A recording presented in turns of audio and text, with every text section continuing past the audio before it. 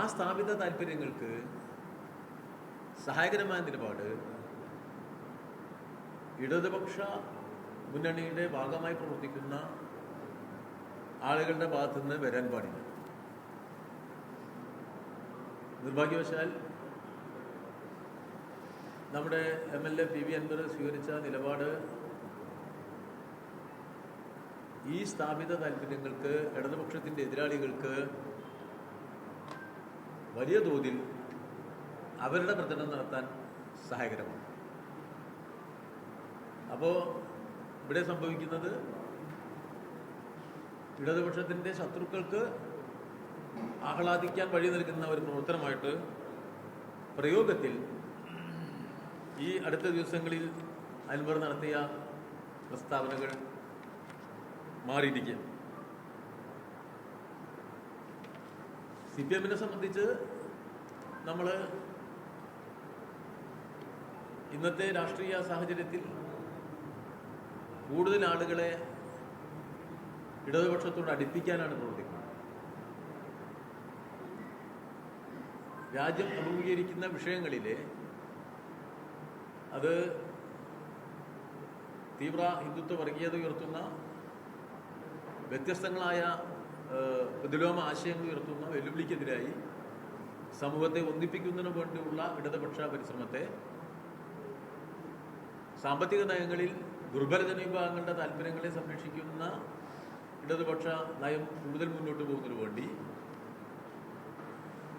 വിവിധ മേഖലകളിൽ നിന്നുള്ള ആളുകളെ ഇടതുപക്ഷത്തോട് അടുപ്പിക്കാനാണ് ഞങ്ങൾ എല്ലായ്പ്പോഴും ശ്രമിച്ചു വരുന്നത്.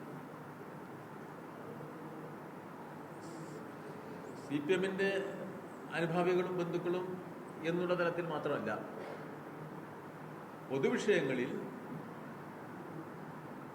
യോജിക്കാവുന്ന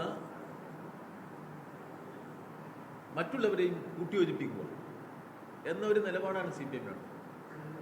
എല്ലാ കാലത്തും പാർട്ടിയുടെ നിലപാട് അങ്ങനെയാണ്.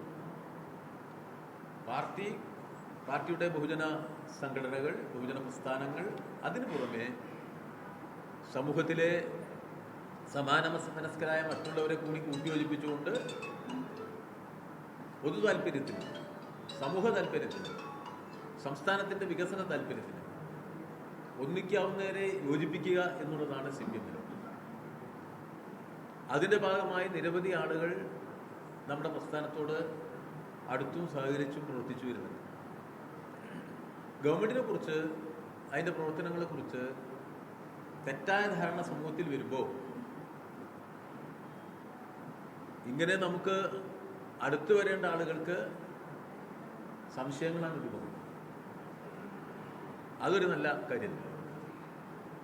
അതുകൊണ്ട് തന്നെ ഇടതുപക്ഷ MLA എന്ന നിലയിൽ നിരന്തരം അൻവർ ഇത്തരം പ്രസ്താവന നടത്തുമ്പോൾ അത് പൊതുവായിട്ട് ഇന്ന് രൂപം കൊണ്ടുവരുന്ന, ഇടതുപക്ഷം രൂപപ്പെടുത്താൻ ആഗ്രഹിക്കുന്ന എല്ലാ വിഭാഗം ആളുകളും പ്രശ്നാധിഷ്ഠിതമായി ഒന്നിച്ചു നിന്ന് സമൂഹ താല്പര്യാർത്ഥം ഇടതുപക്ഷം മുന്നോട്ട് വച്ചിരിക്കുന്ന പൊതുനിലപാടിനൊപ്പം അണിനിരക്കുക എന്ന പ്രവർത്തനത്തെ ദുർബലപ്പെടുത്തും. അപ്പോൾ ഇടതുപക്ഷത്തിൻ്റെ പൊതുമുന്നേറ്റത്തെ ഇത്തരം പ്രസ്താവനകൾ ദുർബലപ്പെടുത്തിയിരിക്കുകയാണ്. ഒരു സ്വതന്ത്രനാണ് അദ്ദേഹം എന്നുള്ളതുകൊണ്ട് തന്നെ അദ്ദേഹം പ്രകടിപ്പിച്ച അഭിപ്രായങ്ങളെ സംബന്ധിച്ച് ഞങ്ങളാരും പ്രതികരണം നടത്തിയിട്ടില്ല. സ്വാഭാവികമായിട്ടും ഒരു സ്വതന്ത്ര MLA ചില അഭിപ്രായങ്ങൾ അദ്ദേഹത്തിൻ്റെ ഉന്നയിക്കുമ്പോൾ അതിനോട് വിമർശനപരമായ സമീപനമല്ല ഞങ്ങളാരും സ്വീകരിച്ചത്. പക്ഷേ കാര്യങ്ങൾ മുഖ്യമന്ത്രി എല്ലാ നിലയിലും വ്യക്തമാക്കി കഴിഞ്ഞ സ്ഥിതിക്ക് വീണ്ടും പ്രതികരണോട്ട് വരുമ്പോൾ അത് ഗുണത്തേക്കാളേറെ ദോഷം ചെയ്യുന്ന ഇടപെടലാണ്. അത് ആവർത്തിക്കുന്നത് ഇടതുപക്ഷത്തെ ദുർബലപ്പെടുത്തും.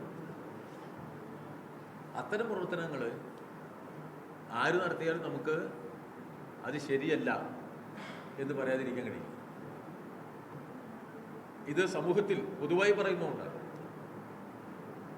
സമൂഹത്തിൽ പൊതുവായി പറയുമ്പോൾ സ്വാഭാവികമായിട്ട് നമുക്ക് ആ നിലപാട് തെറ്റാണ് എന്ന് പറയേണ്ടതുണ്ട്. യാതൊരു സംശയം അക്കാര്യത്തിലുണ്ടായിരുന്നു.